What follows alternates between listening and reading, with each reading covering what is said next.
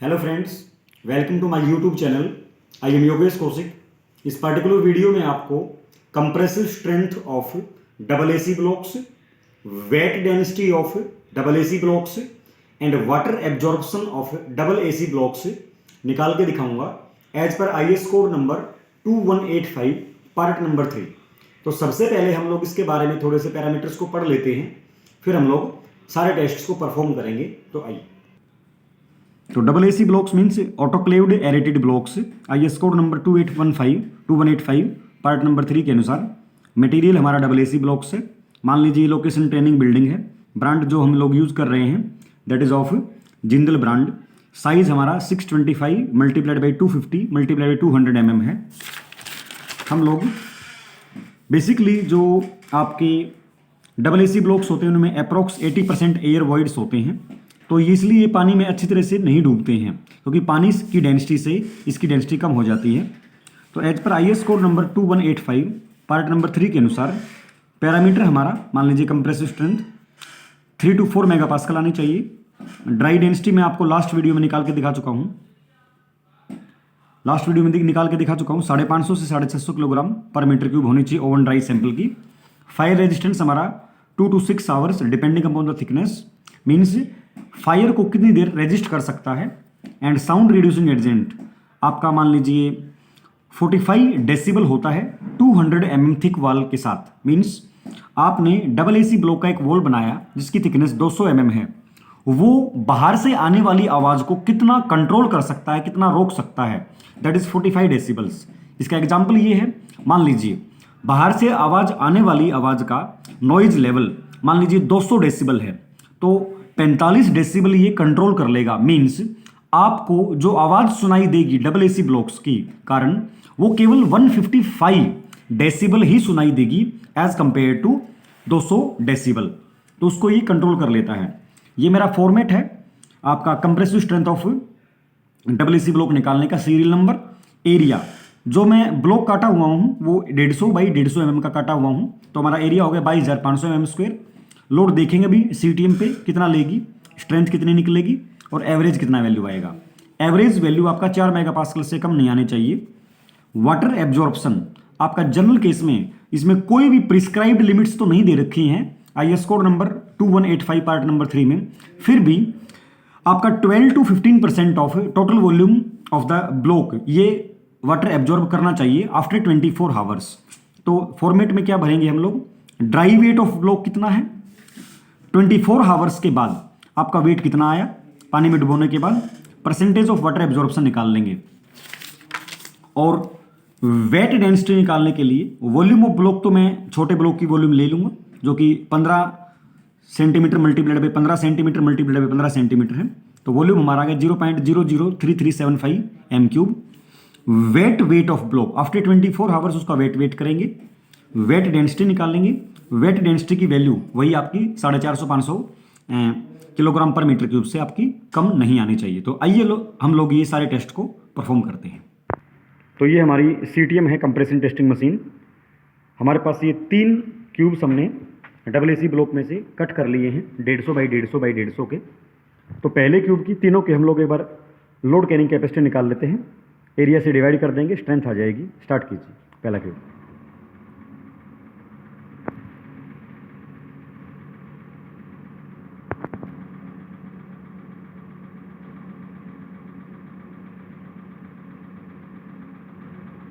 टिक कर दीजिए, अभी छोड़ दीजिए।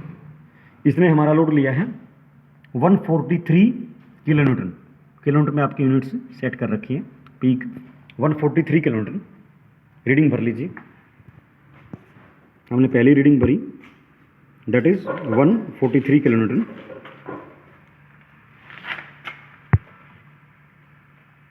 दूसरा क्यूब चेक कीजिए,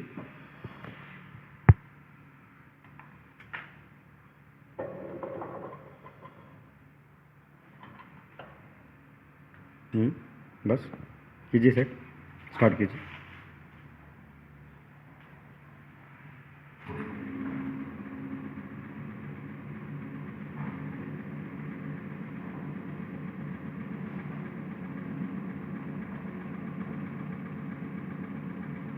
इसने हमारा लोड लिया है 138 kilo Newton, 138 kilo Newton.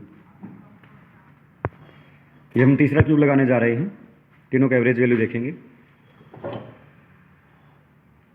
Jindal brand के ये हमारे सभी क्यूब्स हैं AC ब्लॉक्स के। जीरो कर लीजिए, स्टार्ट कीजिए।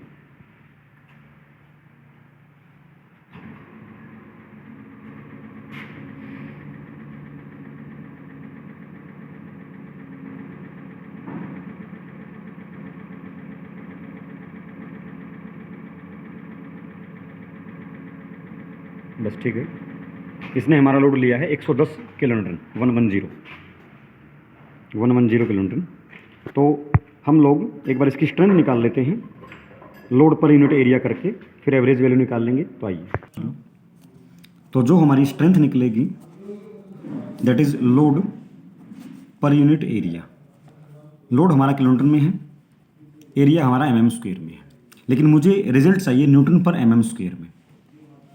तो लोड को मैं किलो न्यूटन में रखूँगा, लेकिन मुझे अगर इसको न्यूटन में कन्वर्ट करना है तो जो भी लोड हमारा आएगा न्यूटन में कन्वर्ट करने के लिए 10⁻³ से मल्टीप्लाई कर दूंगा। ये न्यूटन में कन्वर्ट हो गया, डिवाइडेड बाई एरिया हमारा mm स्क्वायर में था ही, एरिया हमारा mm स्क्वायर में था ही। एरिया हमारा था 22,500, तो इसको मैं ऐसे लिख सकता हूँ 22.5 × 10⁻³ लिख सकता हूँ। कैंसिल आउट कर दिया, तो लोड जितना भी आएगा हमारा डिवाइडेड बाई 22.5 कर दूंगा तो न्यूटन पर mm स्क्वायर आ जाएगा। तो लोड पर यूनिट 22.5 से डिवाइड कर दूंगा मैं, तो हमारा ये न्यूटन पर mm स्क्वायर में आ जाएगा। अब हमारी रीडिंग्स जो आई हैं वो एक 143 आई है, एक 138 आया है और एक हमारा 110 आया है। तो 143 देखिएगा ध्यान से, 143 डिवाइडेड बाई 22.5 वैल्यू मेरी आ गई दैट इज 6.35। तो यहाँ पर मेरी वैल्यू आ गई 6.35 मेगा पास्कल। सिमिलरली 138 के हिसाब से 138 डिवाइडेड बाई 22.5 वैल्यू आ गई मेरी 6.13 मेगा पास्कल। और 110 के हिसाब से 110 के हिसाब से 22.5 वैल्यू आ गई मेरी 4.88।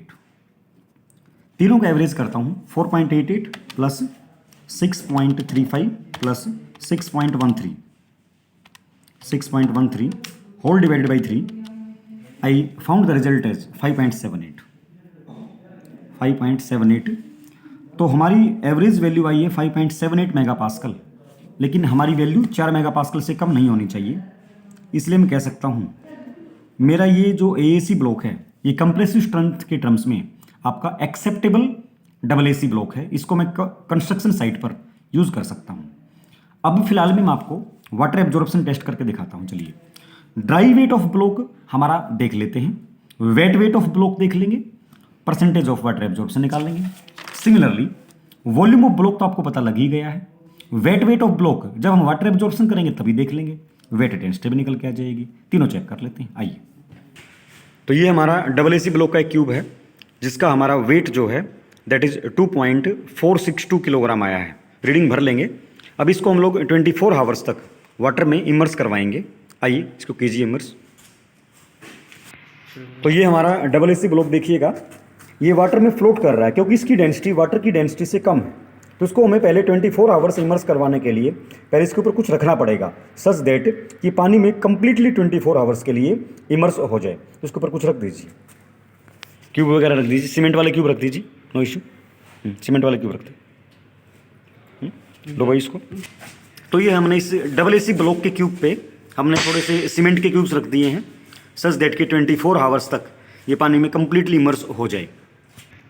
अब हमारे 24 आवर्स हो चुके हैं, हम लोग इस क्यूब को निकाल रहे हैं, AC ब्लॉक के क्यूब को निकाल रहे हैं।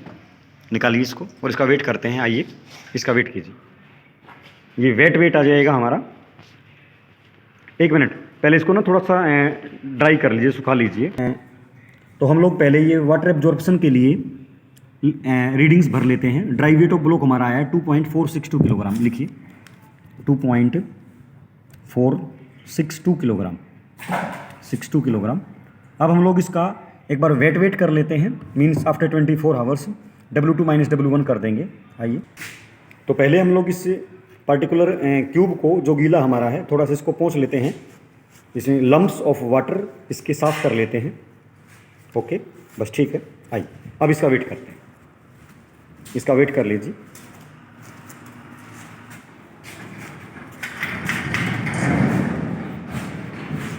तो ये हमारा वेट आया है 2.742 किलोग्राम। तो 2.742 किलोग्राम। तो W2 minus W1 divided by W1 into 100। तो ये हमारी परसेंटेज आई है वाटर की 11.37%, 11.37%। जनरल केस में हमारी 12% टू 15% होने चाहिए। तो हम लोग कह सकते हैं कि अप्रॉक्स हमारा ये वाटर एब्जॉर्प्शन के टर्म्स में भी ये हमारा AC ब्लॉक पास है। क्योंकि मैं इसको क्यों पास बोल रहा हूँ, 12% से जब स्टार्ट हो रही है और मैं 11.37 को क्यों पास बोल रहा हूँ, क्योंकि वाटर एब्जॉर्प्शन की कोई भी प्रिस्क्राइब्ड लिमिट है ही नहीं as per IS code number 2185 part number 3।